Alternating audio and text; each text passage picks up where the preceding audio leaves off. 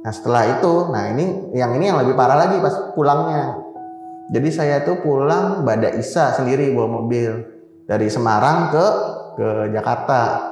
Nah sepanjang jalan itu saya dari arah Semarang tuh saya ngeliat cewek di pinggir tol itu pakai baju merah.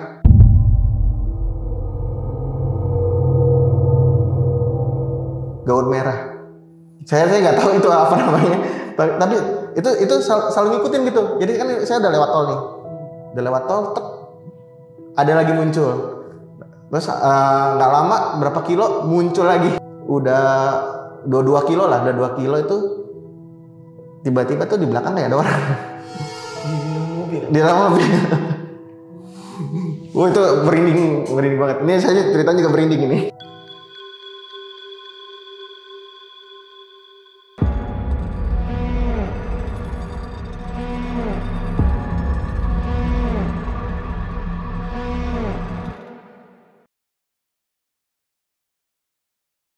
Assalamualaikum warahmatullahi wabarakatuh. Balik lagi nih bersama gue Nardi di sisi lain. Dan sekarang kita ada di segmen kita tidak bahas dalam satu sisi.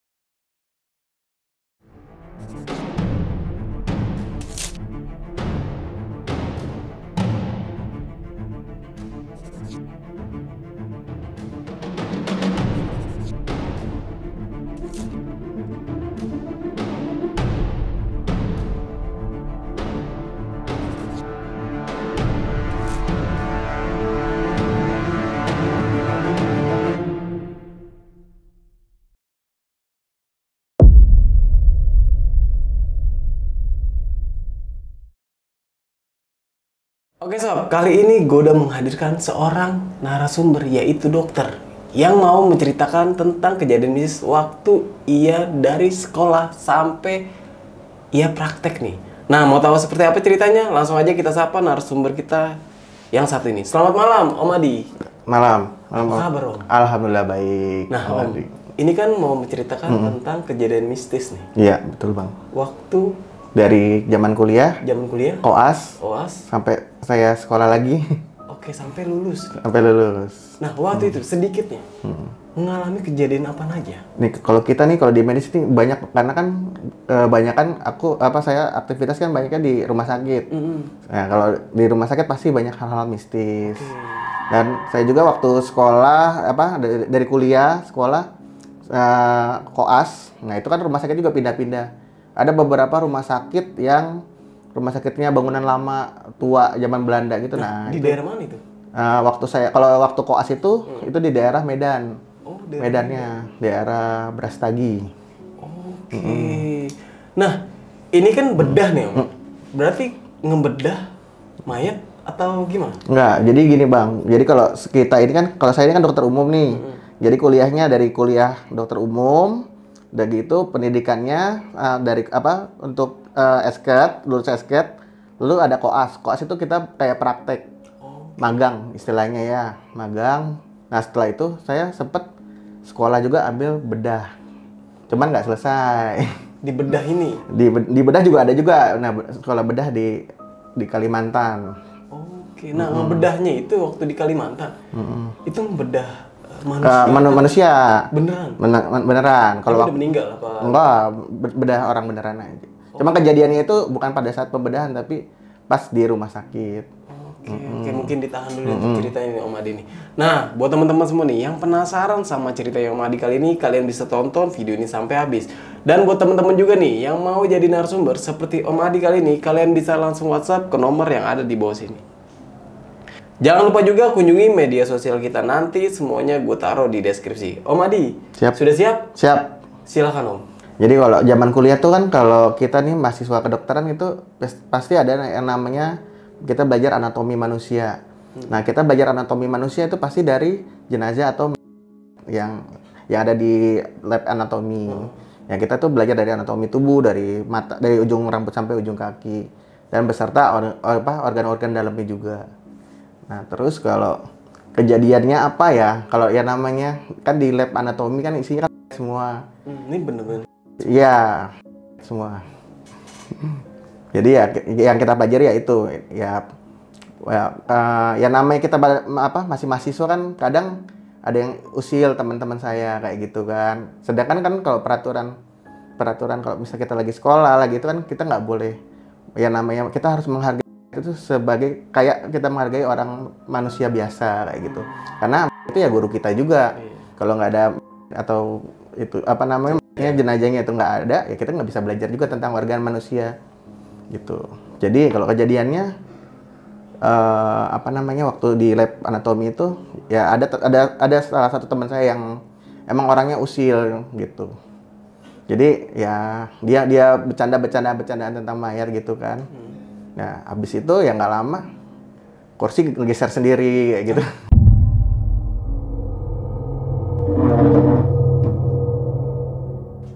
Kursi ngegeser sendiri, jadi posisinya kita saya lagi belajar tentang organ-organ juga kan. Kita sama buku Atlas Anatomi tentang organ ini, terus tiba-tiba kursi itu ngegeser sendiri. Beneran. Itu beneran. Karena ya yang namanya kayak gitu kan kita nggak boleh sompral ya bahasanya. Apa ya kalau sompral tuh bahasanya tuh nggak boleh bercandaan yang berlebihan, apalagi ya itu kan kayak kan disumpah kita juga nggak boleh. Ya mungkin mayatnya tuh keganggu. Ya mungkin ya jadinya kayak gitu, ngegeser sendiri. Tiba-tiba nggak ada angin, nggak ada hujan. Ya namanya kan kita di dalam ruangan kan nggak mungkin ada angin yang gede yang bisa ngegeser kursi.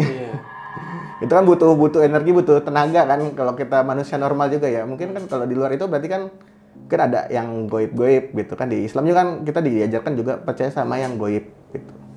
Ya pada saat itu ya gitu. Jadi habis tiba-tiba kursi ngegeser sendiri tuh kita langsung ruangan jadi hening, jadi pada bingung juga. Ya. Jadi jadi saya minta maaf sendiri sama mayat yang situ.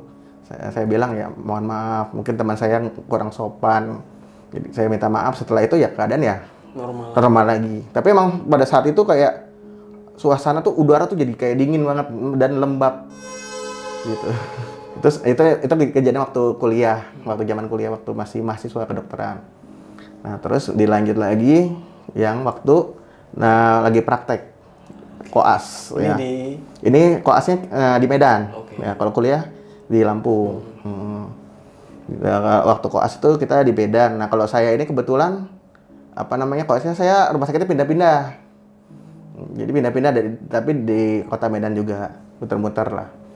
Nah jadi kalau misalnya waktu koas itu ada juga rumah sakit saya itu, jadi ruangan dokter muda atau koasnya itu kita sebelahan sama ruang jenazah. Samping-sampingan? Iya, samping-sampingan.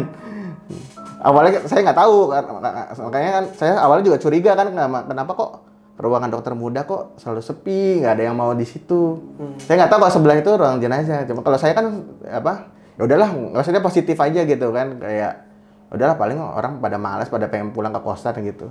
Jadi kadang juga kalau udah saya kecapean ya kadang di situ kita belajar tidur gitu kan, karena ada lelah jaga. Nah itu tiba-tiba pada suatu malam tuh belangkar yang buat dorong pasien itu, yang meja yang buat dorong pasien itu tiba-tiba jalan sendiri. Jalan sendiri. Itu nggak ada angin, nggak ada hujan juga. Itu nggak ada angin, nggak ada hujan, tiba-tiba. Jadi saya lagi ngerjain tugas kan, biasanya kalau kita dokter muda itu pasti ada ngasih tugas gitu kan. Itu keadaan malam Jumat di rumah sakit itu. Jadi tiba-tiba saya nggak dengar kok suara meja ngek.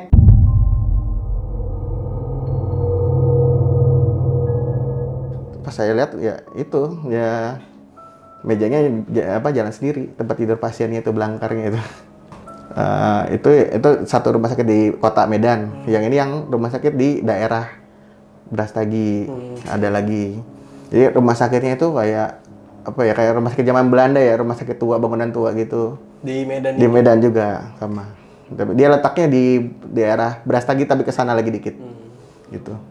Jadi untuk rumah sakitnya nggak saya kasih tahu, nggak apa-apa ya Mas. Oh, iya, Iya. Jadi kalau pada saat itu juga saya ambil stase di sana jaga malam.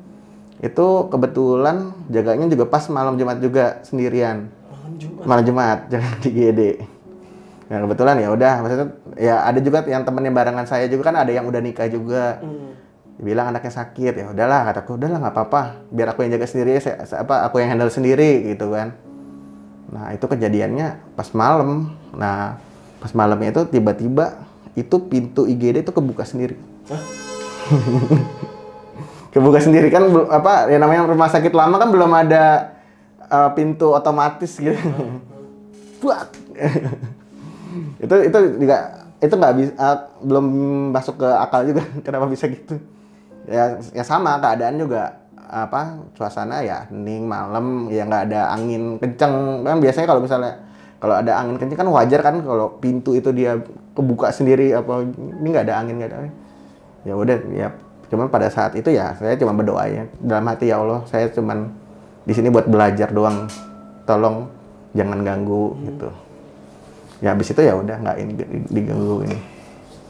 Nah terus kalau pas jadi saya sempat setelah jadi dokter wisuda udah jadi dokter umum nih selama 3 tahun lalu saya coba sekolah lagi ambil sekolah dokter bedah di Kalimantan cuman karena satu dan lain hal nggak saya selesaikan sekolahnya jadi kembali lagi ke dokter umum. Nah jadi pas pada saat saya sekolah bedah ini jadi namanya tuh residen kita namanya residen.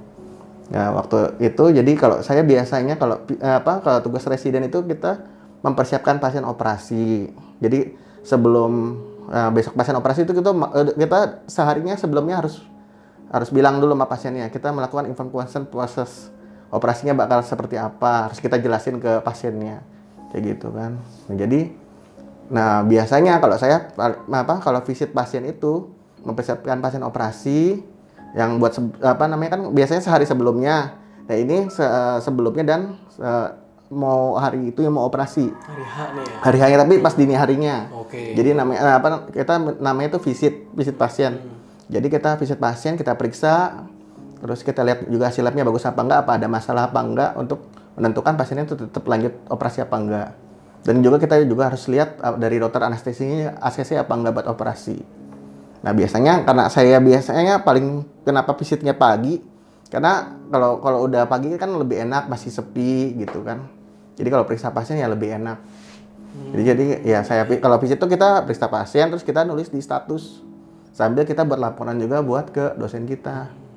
Nah kejadiannya ini di rumah sakitnya. Jadi kalau saya mau visit pasien ini, jadi pas saya jalan di lorong ada lorong bangsal itu kan panjang nih. Nah ini kan kebetulan kan rumah sakitnya besar banget ya se-Kalimantan Timur, pusat rujukan se-Kalimantan Timur. Jadi itu lorong itu panjang gitu. Jadi pas malam ya seperti biasa, ingin jalan biasa. Sendirian. Karena kan biasa saya visit pasien itu pasti selalu pagi dini hari karena biar cepat laporannya kan. Karena kalau paginya itu kalau laporan belum masuk bisa kena marah kayak gitu. Ya juga kita memastikan pasien ini layak dioperasi apa enggak kayak gitu. Nah itu pas jalan sendiri terus tiba-tiba tuh kayak denger srek maju lagi selangkah lagi srek. Terus saya diam sebentar nih, saya diam nih berhenti. Jadi ini lorongnya panjang ini, mungkin sekitar 1 kilo. Rumah sakit gede. Memang rumah sakitnya gede. Rumah sakit pusat kan, pusat rujukan. Jadi emang jalannya panjang. Jadi sepanjang lorong itu tuh kayak ngikutin terus.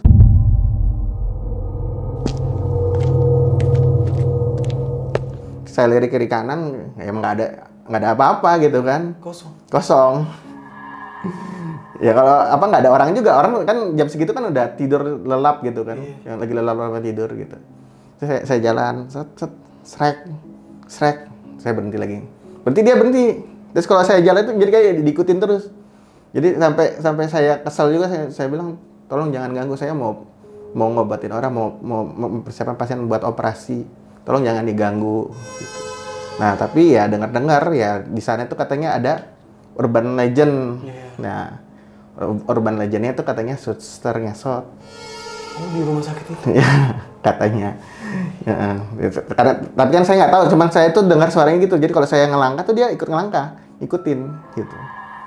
Tapi kayak dengar cerita urban legendnya gitu. Jadi katanya ada suster merah, namanya sebutannya suster merah gitu katanya. Di sana. Di sana.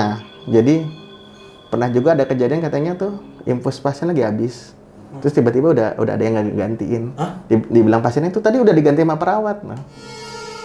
Jadi kita ya dokter sama perawat juga kadang jadinya kita bingung. Iya, jadi bingung, jadi kayak nge-lag kan. Jadi kayak nge-lag. Siapa yang ganti gitu kan katanya. Gitu.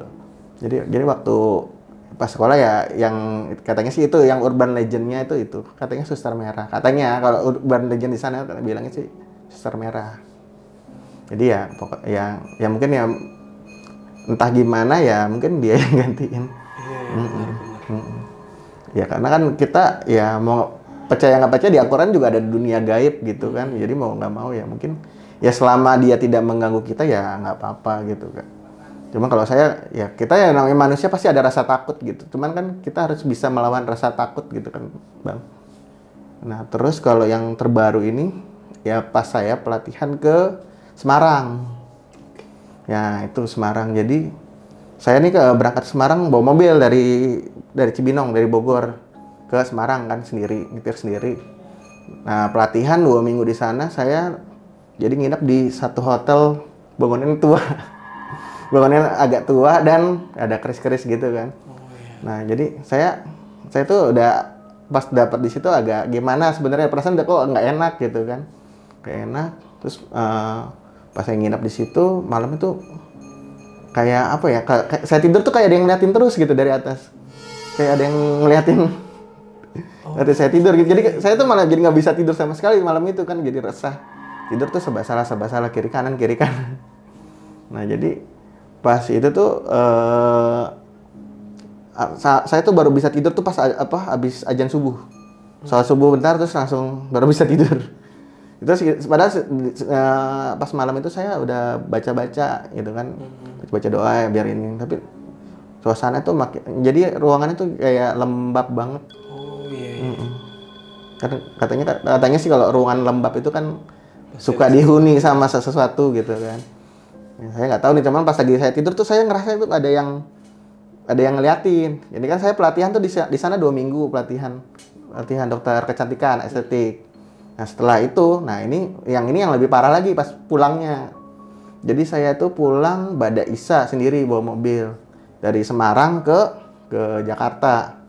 Nah sepanjang jalan itu saya dari arah Semarang tuh saya ngeliat di cewek di pinggir tol itu pakai baju merah.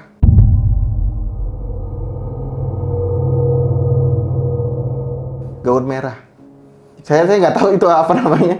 Tapi itu selalu ngikutin gitu. Jadi kan saya udah lewat tol nih.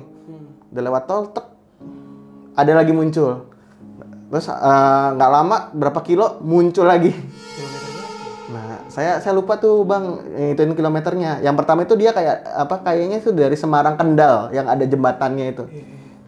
Itu kan kalau kita secara logika nggak mungkin ada cewek di tengah tol, pinggir tol pakai baju merah. Iya, nggak mungkin. Udah gitu kan di marka jalan di pembatas jalan yang sebelah kanan kan. Itu ngikutin terus sampai udah 2 kilo lah, udah 2 kilo itu tiba-tiba tuh di belakang kayak ada orang. Di dalam mobil? Di dalam mobil. Itu merinding banget. Ini saya ceritanya juga merinding ini. Ya, abis itu saya baca doa ya, baca ayat kursi yang tadi ini. Itu juga terus tiba-tiba juga di tol itu ada orangnya nyebrang tiba-tiba. Saya berhenti kan, kaget kan, saya ngerem hard brake ya namanya kan. Udah tarik rem tangan udah ini langsung saya minggir. Takut nabrak orang kan, saya lihat. Terus saya pinggirin mobil, saya keluar mobil, nggak ada orang sama sekali. Nggak ada. Itu merinding itu. Yang ini nggak tahu sih paling merinding tuh yang kemarin pulang dari pelatihan dari saya Semarang ini. Di Semarang ini asli. Karena kan emang saya sendiri juga kan. Karena saya siapin pulang Isya itu biar saya maksudnya dari habis maghrib tuh biar saya istirahat dulu di Semarang dulu kan biar saya fit. Habis itu yang nggak lanjutin perjalanan lagi. Karena udah kayak gitu jadi saya ambil rest area dulu deh. Tunggu subuh baru saya jalan lagi. Jadi baru jalan lagi subuh lagi. Habis sholat subuh langsung jalan lagi ke Jakarta. Jadi kejadiannya ya mungkin itu kali ya disebut kuntilanak merah kali. Iya, bisa. Iya, mungkin kan. Itu ceweknya tuh ya kayak di film-film horor gitu, bajunya pakai gaun merah, rambutnya panjang ini, matanya hitam, ininya putih pucet. Walau alam sih mungkin jin ya kali ya bang ya yang kayak gitu. Tapi mungkin kalau kitanya nggak fokus mungkin bisa celaka. Cuman buat pegangan saya saya apapun ya doa aja sekuat-kuatnya. Karena kan emang bawa mobil sendiri mau nggak mau kan, jadi ya udahlah buat amannya biar cari rest area, saya tidur dulu, ketemu subuh, besok subuh langsung baru berangkat ke Jakarta. Jadi ya punya usut kata teman-teman saya yang di Semarang juga memang jalur situ emang agak angker juga. Jalur di Batang ini. Ya dari Semarang ke Batang gitu, artinya memang ini horor, banyak kejadian.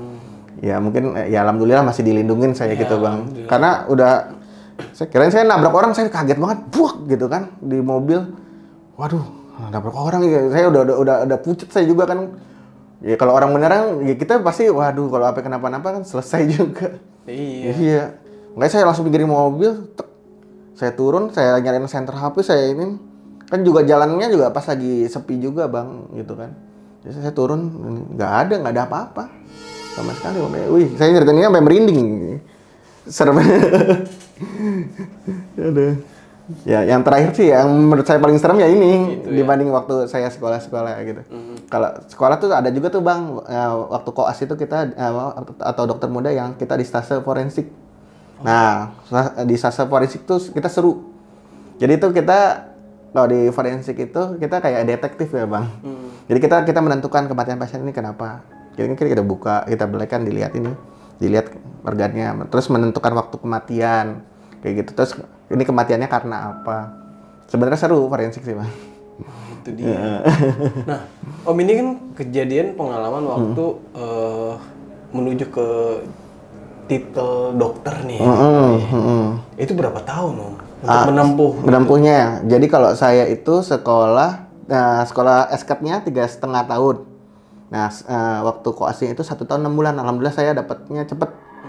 Alhamdulillah dapatnya cepet. Jadi kalau sekarang tuh bisa 2 tahun lebih kalau untuk koasnya. Jadinya totalnya bisa 5,5 tahun. Kalau saya pas 5 tahun.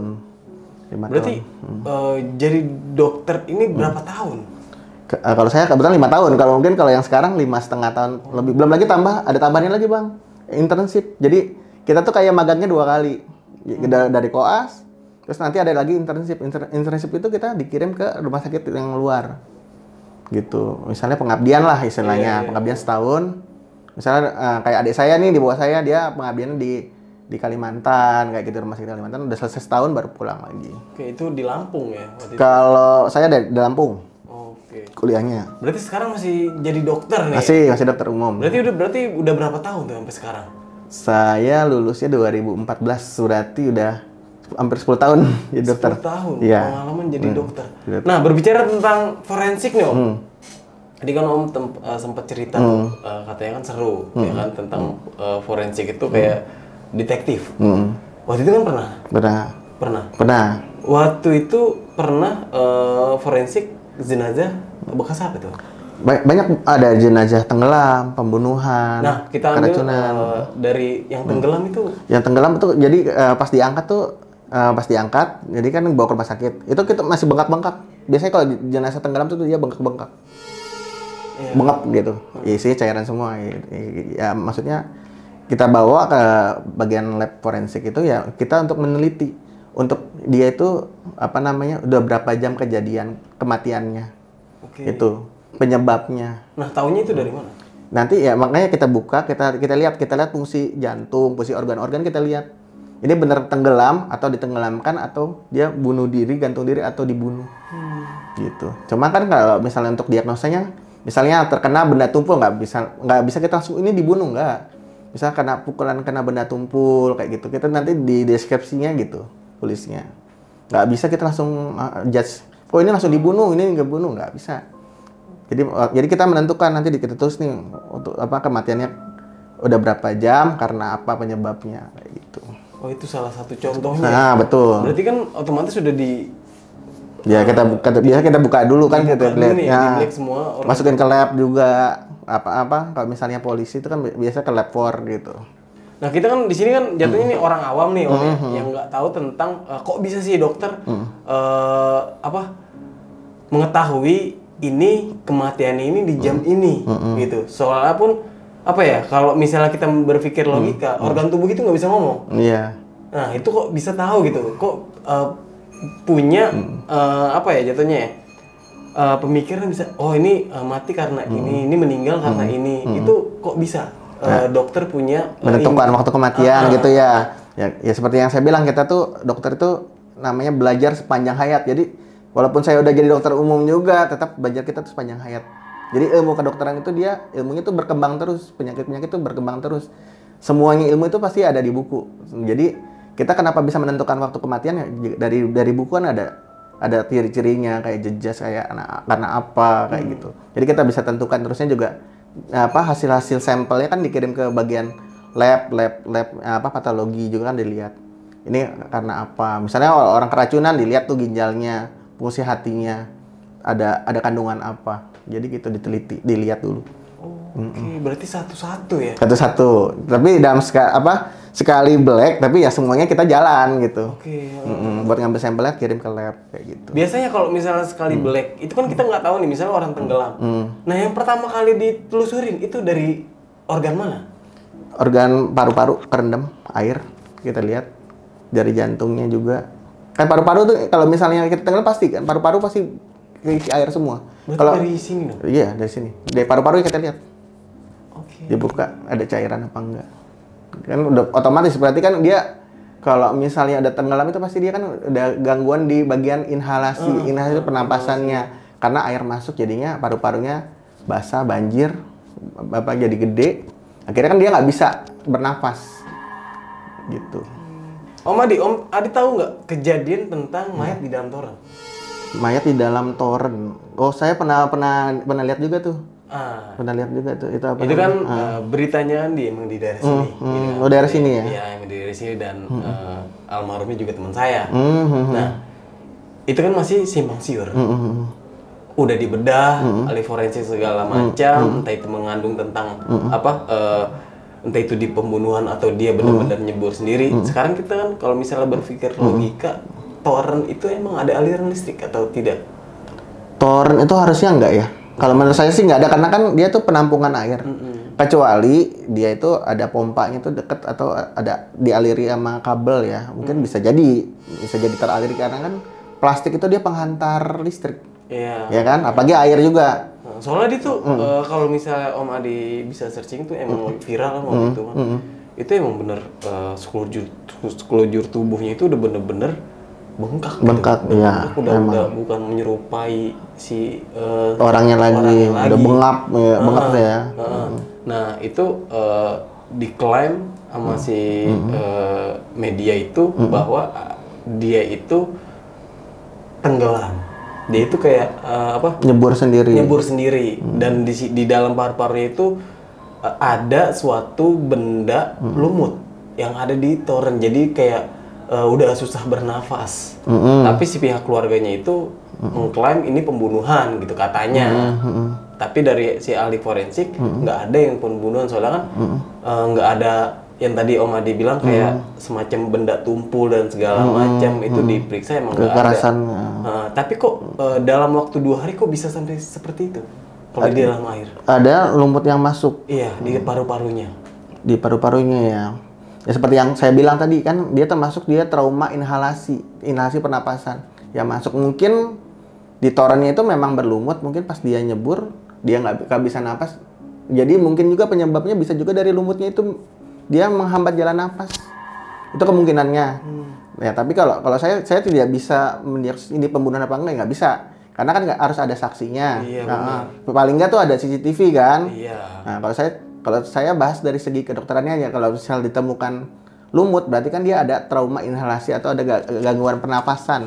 Oke, jadi kemungkinan menghambat susah ya. bernafas, lumutnya masuk ke paru-paru, jadi nggak ada bisa dia menghirup nafas, paru-parunya nggak berkembang, bisa juga.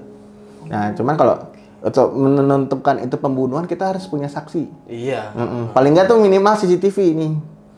Di daerah situ ada CCTV-nya nggak? Nah, itu dia. Atau pas dia naik itu ada sebelumnya tuh itu tugasnya orang kepolisian sih sebenarnya.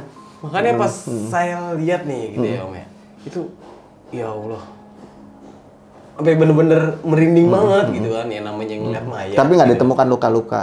Nggak ada ya. Nggak ada, makanya itu. Nah, seorang dokter itu apakah yang bener-bener nggak takut dengan si seorang mayat ini? Soalnya rata-rata kan banyakan orang ya, kebanyakan orang kan, ya Allah ini sampai nggak berani ngelihat, nggak bener-bener mungkin nggak tega dalam artian ya. Emangkah dari dokter ini emang bener-bener ya udah emang udah kerjaannya emang udah harus berani.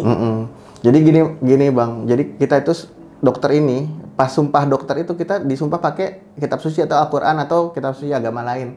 Jadi sumpah dokter itu kita harus memperlakukan pasien itu sebagai sesama manusia. Jadi ya mungkin ya namanya manusia, kita tuh manusia pasti ada yang takut apa enggak, cuman ya kita harus profesional gitu. Ya seperti saya bilang, saya kalau selama saya kuliah itu mengalami kejadian-kejadian ya seperti itu, diganggu kayak gitu. Itu ya itu kan hal yang manusiawi, kita punya rasa takut ya wajar. Cuman kan kita kembali lagi ke Allah juga. Tapi ada rasa jijik nggak sih kalau misalnya seorang dokter ya? Apalagi kalau abang kan bilang apa jijik apa enggak, apalagi kalau waktu saya sekolah bedah itu, apalagi yang penyakit-penyakit yang gitu. Nah, itu dia tuh. Ada belatung-belatung, operasi. Nah, itu kalau saya alhamdulillah saya sih orangnya nggak jijian. Kalau saya alhamdulillah orangnya nggak jijian. Jadi Nah, si mayat ini ada belatungnya. yang mana tuh? Yang Oh, yang dulu, yang waktu saya itu koas waktu stasiun forensik, iya ada. Bengkak, ada belatung ya wajar. Karena kan kematiannya lebih dari 8 jam itu pasti kan ada belatung kayak gitu ya. Kita harus kita bisa karena terbiasa. Gitu kan? Mungkin kalau abang juga mungkin udah ya, biasa ngeliat mayat ya. Sama aja kayak pemandi jenazah kan, kita nggak bisa milih profesi. Atau yang lain-lain ya kan, atau pengantar jenazah, pemandi jenazah, atau perias jenazah. Kan mereka juga nggak punya pilihan. Ya harus profesional. Ya mungkin juga ya namanya rasa takut itu kan manusiawi, Bang. Kita pasti punya yang namanya rasa takut. Iya. Wah, takut apa namanya? Tapi kan kita kembali ke diri kita. Ya, nah, alam gaib itu ada di Al-Qur'an dijelasin. Ya kembali kita punya Allah juga gitu kan. Dan ini juga udah pekerjaan. Ya, ini pun udah pekerjaan. Jadi kalau misalnya abang bilang yang jijik-jijik, saya udah melewatin itu kayak pasien-pasien tumor payudara, maaf ya Bang ya. Itu ada yang sampai belatungan gitu.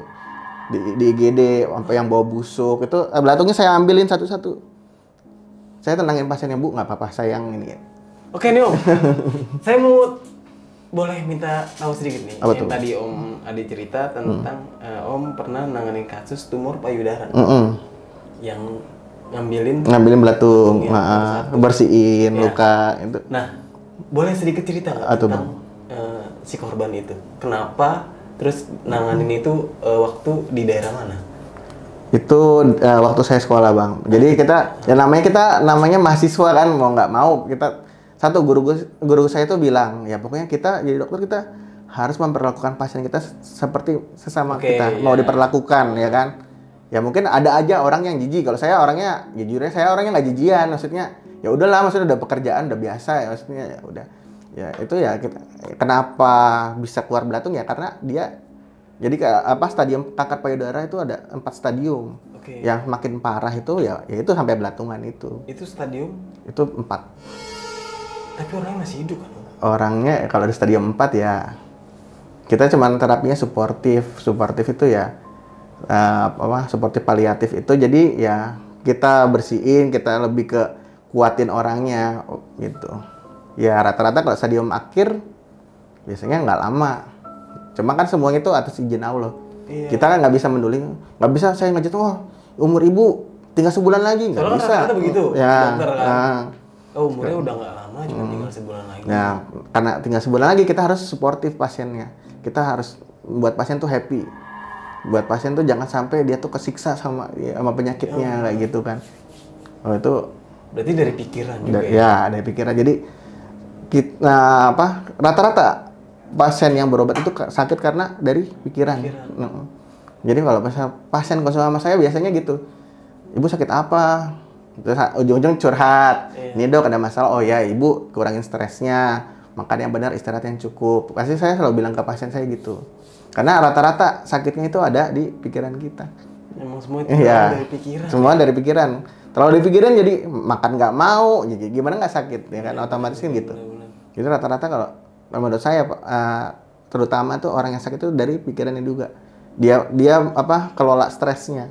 Jadi harus bisa kelola stres masing-masing gitu loh. Karena kan ada orang yang susah nih buat cerita, orang introvert itu susah. Iya. Jadi menyendiri. Iya, menyendiri aja.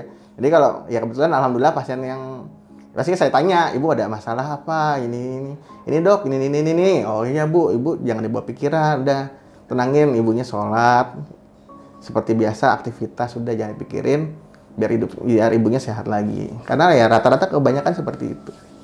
Iya. Tapi pas Oma diceritain yang kata ngambilin Itu apa belatung? belatung gitu. Oh itu ya itu ya memang sih ada saya nggak memungkiri ada orang yang jijian ya. Kalau saya karena ada ini kan ya belatungnya ada 7. Jadi saya cari satu-satu pakai pinset kan. Saya bersihin dulu lukanya, semprot betadine, kayak gitu. Bersihin pakai apa infusan, air infus ya kan. Terus satu-satu belatungnya. Jadi mana yang gerak-gerak saya ambil kayak pakai sumpit gituin Tapi makanan. belatungnya sama kayak belatung. Biasa sama kayak belatung. Iya, putih. Iya, karena kan lukanya kan busuk, pembusukan di luka. Jadi makanya Jadi ada berarti otomatis ini dibelek dong Om ya? nggak dibelek, kita kan cuma ngambilin aja. Gitu. Ngambilinnya? Ngambilnya pakai pinset. Oke, pakai pinset. Pakai pinset kayak pakai sumpit nah. Iya. Nah. Nah, soalnya kan aku nggak tahu nih tentang kanker payudara itu seperti apa gitu kan. Yang saya tahu itu kan cuma gede doang. Besar ada. Besar. Biasanya ya. ada Ada benjolan, ada benjolan. gitu. Nah, itu kan awal mulanya emang dari benjolan kecil. Dari benjolan kecil, nah dia bisa juga tumornya itu metastase itu bisa kemana-mana, bisa juga karena ke organ yang terdekat, kemana paru-paru, kemana. Biasanya karena udah metastase atau merambat kemana-mana, itu yang lebih bahaya Nah, sebenarnya. bagaimana caranya kita bisa ngeklaim bahwa si pasien ini punya kanker payudara, padahal dia sendiri pun cuman menganggap ini cuma benjolan biasa doang. Jadi kalau misalnya untuk pencegahannya berarti kan ya. Jadi kalau cewek itu kita ajarkan itu namanya periksa sadari. Sadari itu periksa payudara sendiri. Oke. Nah, periksa payudara sendiri ada benjolan di mana. Kalau misal ada keluhan benjolan cepet ke dokter bedah Benjolan atau pas dipencet sakit nih ya. nah, misalnya ada benjolan nih kecil gitu misalnya takutnya ya itu kan benjolan macam-macam, bisa juga limfoma atau tumor jinak bisa juga. Karena harus ini bisa juga fibroadenoma itu macam-macam juga. Jadi mau nggak mau harus diperiksakan ke dokter bedah atau dokter bedah tumor. Oke, itu periksa untuk awal. Ya, untuk awalnya. Minimal tuh USG, ya periksa fisik atau USG dilihat.